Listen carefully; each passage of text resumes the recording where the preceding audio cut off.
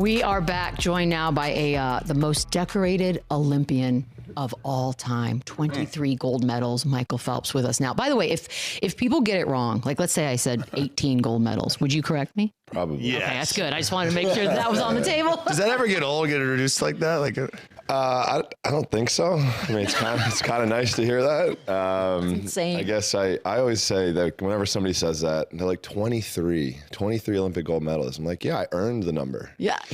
no, it's interesting though. 23. 23 gold 23 's a medals, good number. 28 Olympic medals. Where are the other 5? Oh, that's Did a you good throw them away? question. Yeah, give them away maybe. You know, I actually didn't know where one of them was. Did you keep, like, you can't keep a bronze when you have 23 golds? I don't like to look at them. I don't like the silver and the bronze ones at all. Yeah. But no, I actually only had 27 of them for like 3 years, because one was in my financial advisor's like desk drawer in his office. And we all of a sudden like put 2 and 2 together and found it. You know what? Next golf tournament, use like one of the bronze, like a ball marker for the green. Just throw it on the green. Athens ones would be nice because they were small and thin. So it wouldn't be. Oh, what a flex! Poor That other is medals. epic. I know. It's actually perfection. You were at the game last night, by the way. We've been talking about it, the vibes, the atmosphere. What did you think? I mean, for me, being a swimmer, watching something like that mid-season, I look at it as, you know, these guys obviously are playing 80-some games, 82 games, right? So midway through a point or the season, for me, it's like a checklist. Like, where am I in the season? Where is our team meshing? Where is our team not doing well? And what do we have to improve on moving forward? For me, every little stepping stone that I went through in my career throughout a season was to help me get ready for the meet at the end of the year, or it was to help me get prepared for the Olympic Games, World Championships, whatever it might be. So just little benchmarks that you need to hit in order to make sure that, yeah, you got that confidence to walk into the playoffs knowing that you're prepared. And you said he was sitting right next to the Thunder bench. He said Coach Dagnall was fired. He was going. Oh my, Really? fuck this, fuck that. And I was like, whoa. It was just, as soon as I saw this, I was like, oh, it's about to get interesting. As soon as he got teed up. Yeah. And I like that. I love seeing that interaction with the coaches and the refs and everything. Like, I love it. We got to bring it back. We need emotion in the game. Like, it's a real thing. It's entertaining. Like, You don't have we emotion. need controversy. Why are you out there?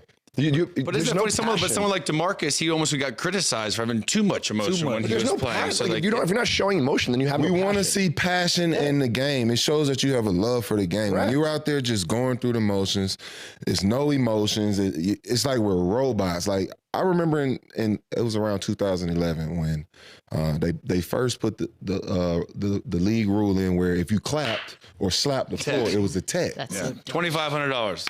And it's like, in that instant moment, it's like, I'm not here to like disrespect you, ref, or whatever the case may be. In that moment, it's like, fuck, I messed up. Yeah. That's why I have to play or whatever. And it's like, that just shows you care. Yes.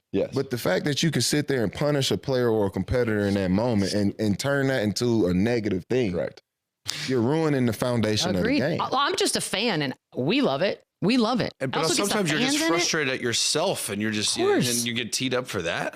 I mean, you guys both, you're golf. Like, who gets more frustrated than golfers at themselves? God. Like, I feel like that's. And by the way, he tells us all the time he's fantastic at golf. He's so good. He's gotten a lot better. Are you better? I think I could take him. Yeah. Yeah, he's Is he? Is he? Well, that's the great thing about golf is you can handicap it to make it even. So he's like, we play straight up. Yeah, he's better than me. 100%. Okay. You know, I get figured. strokes, and then you handicap it, and depending on the alcohol intake and what. I've been retired for a lot longer, so I have the advantage. Great point. I mean, but he plays every day. Do you play every day? There's a club in my hand every day. Oh, you practice. Yeah, You like got the I'm- TrackMan at home. I don't have a TrackMan at home, but I have, like, my whole gym is covered in mirrors in the house. So whenever I'm in there, all of my movements are for this game, are for the game of golf. So I am checking positions, looking at body rotation, trying to feel what I'm supposed to feel in the game. Just being able to learn from some of the pros that we've been able to be around and ask questions to, trying to take what they give you and implement it into your game. Gives you more confidence, I think, when you go out there. Yeah, it's a frustrating game, but it's an awesome I usually just go to the tequila when push comes to shove. Shocking. Just shocking. game. You have a bad shot? Yep. Yeah, That's it. hey, One more. Bad Let's shot, go. bad shot, good shot. Celebrate. Both of you guys were in Rio 2016. Was that the first time you guys met? Absolutely, And what was that experience like? I'll start with you, Mike. Me? Oh, yeah, go ahead. Go ahead. For me, I mean, the first event I went to see was him. Like, I still got it in my phone till this day. He got out. I'm like, man, this is incredible. Epic like, warm up. Fucking Michael Phelps. Yeah, I'm playing it cool now, but I'm definitely a fan.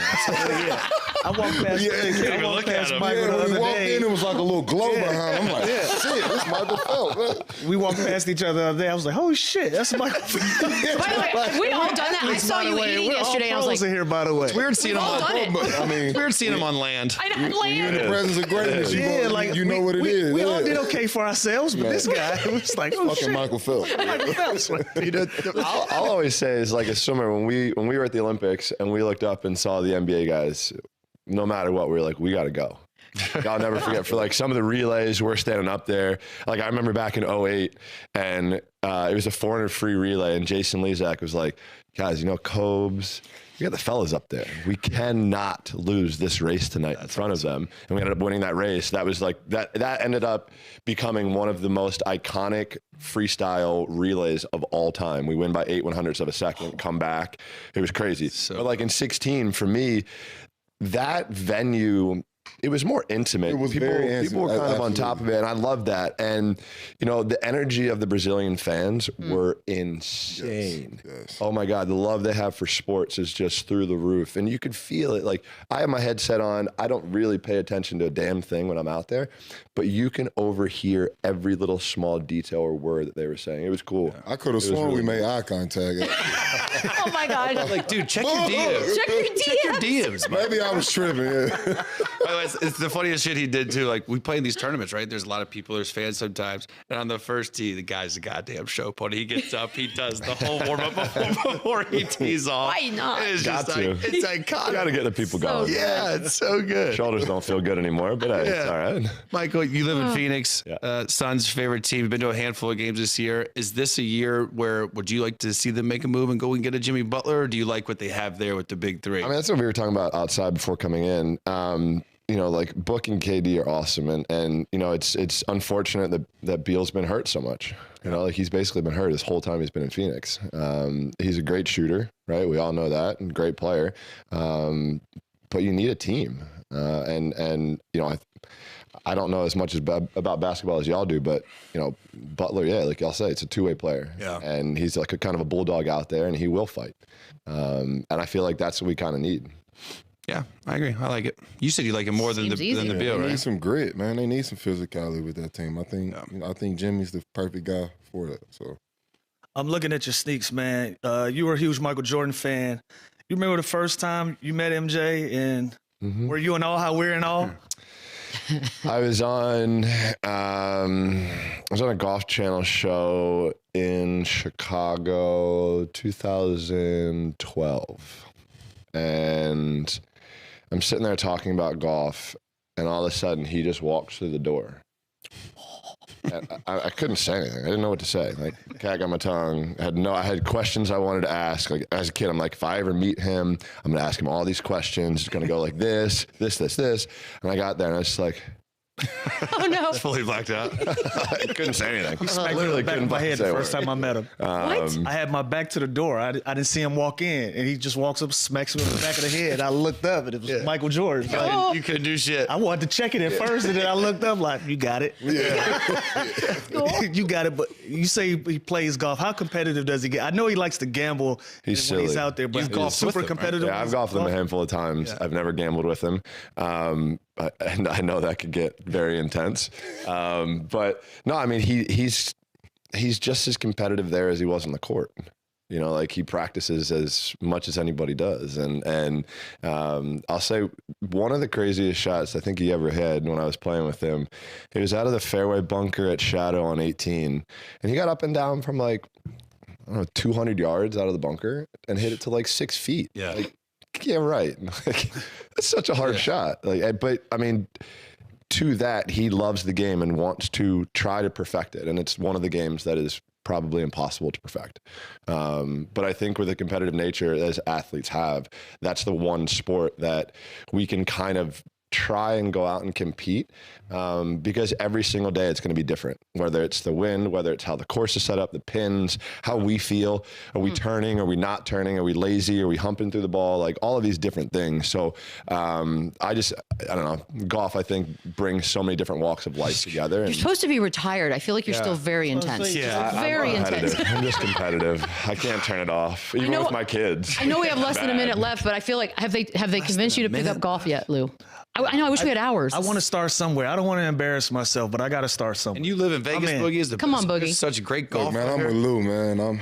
Y'all need to do it. I'm gonna go out there. Do it. I'm not afraid of embarrassment. Yeah, no. I just don't want to be judged. I got to go out with somebody who won't judge me to start. I don't like to lose. Well, you're going to lose at first, but then you're going to get better. That's why that's I don't want okay. to go there because I know I'm going to lose and I'm not going to like. That's what's driving these guys. You got like, this. Like I'll tell you, like literally a golf swing is like throwing a medicine ball against a wall. Okay, I know we're up against it. 10 seconds left. Okay, I think I got They're the going to keep rhythm. practicing. I think I got the rhythm. We're going to end the show. Not that easy. Yeah, We're I gonna think stay I got the behind, rhythm now. See you guys tomorrow. Let them talk. Run it back.